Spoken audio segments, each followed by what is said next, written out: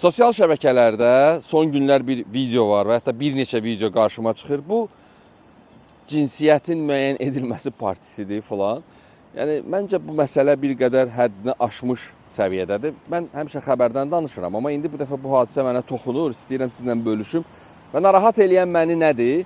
Artıq bir gəncin öz xanımı ilə və yaxud da övladları ilə birgə o hamilə vəziyyətində yoldaşının çəkilişində dünyaya gələcək növbəti övladının cinsiyyətini müəyyən eləmək yox. Bundan o tərəfə ata, anadan başqa nənə, baba, nə bilim, xala uşağı, əmi qızı, nənə, bibi hamı düzülür. O başlayır ki, mən hesab eləyirəm ki, düşünürəm ki, bizim dünyaya gələcək uşağın cinsiyyəti oğlan olacaq. O birisi deyir ki, qız olacaq. O deyir, nə bilim, nə olacaq və məsələ problem ondadır ki, yaşlı nəsildə qoşulub bu prosesə. Amma bir ayıb deyilən bir məsələ var. Mənim həm qıcığıma gəldi, bilmirəm, bu necə ola bilər. Bizim dönəmimizdə deyəndə ki, yəni mən həmişə belə görmüşəm, nənə görmüşük, baba görmüşük, böyük, kiçik görmüşük.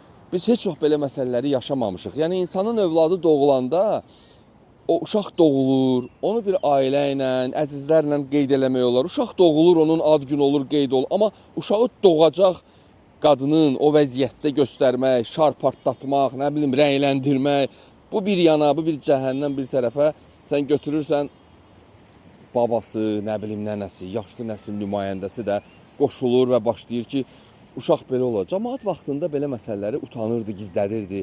Vallahi mən görmüşəm bunu ki, xanımlar saçı sulu atasının, qardaşının qabağına çıxmırdı ki, qoy saçımı qurudum, sonra çıxım. Bütün dəyərlərin üstündən xət çəkilib. Mənim belə bir yaşım da yoxdur. Yəni bilmirəm nə baş verir, niyə belədir. Axı bunu uşaqlar görür. Hansı ki bizim söhbət kiminsə uşağının TikTokda bunu görməyindən getmir. Həmin uşaqlar bunu görür. Bu yaxşı hal deyil. Bilmirəm, mən səhv düşünürəm, doğru düşünürəm. Amma bunu məncə sizin şərhinizə buraxmaq istəyirəm ki, olmaz belə, bu ayıbdır. Yaxşı, bu da televiziya deyil ki, bu sizi kimsə tutub məcburən efirə çıxarmayıb ki, bunu siz özünüz eləyirsiniz.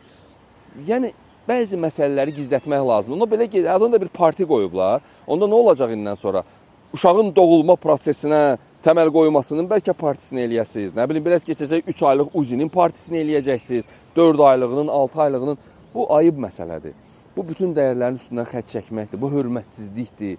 Böyüyün, kiçiyin, ədəbin, ərkanın tapdalanmağıdır və o nəslə, o uşaqlara, mən onları da qınamıram, o diriyib divara hamısını çəkirlər, onlara da çox pis örnəkdir. Mən belə hesab eləyirəm və bəlkə də el qınağı olsa və çox təəssüflər olsun ki, bizim cəmiyyətimizdə el qınağı da itib, batıb, yoxa çıxıb. Amma el qınağı çox vacib məsələdir. El qınağı olanda o bəzi məsələlərdən, o hədəqədən, o çərçivədən kənara çıxmaq insanlar da kənara çıxmırdı və normal bir mühit formalaşırdı. Bax, bu uçuruma gedən mühitin məncə qarşısını almaq məhz ilkin olaraq bu qınaqdan irəli gəlir. Görünür ki, o nümayəndələr var, o yaşlı nəsildə qoşulublar bu prosesə, sevincək olublar ki, bizim nə bilim gəlinimiz uşaq doğacaq, onun cinsiyyəti nə bilim erkək olacaq və yaxud da dişi qız olacaq, oğlan olacaq. Bu biabırçılıqdır və bunun qarşısını almaq lazımdır. Mən belə hesab edirəm və sizin də fikirlərinizi almaq istəyirəm. Təşəkkür edirəm.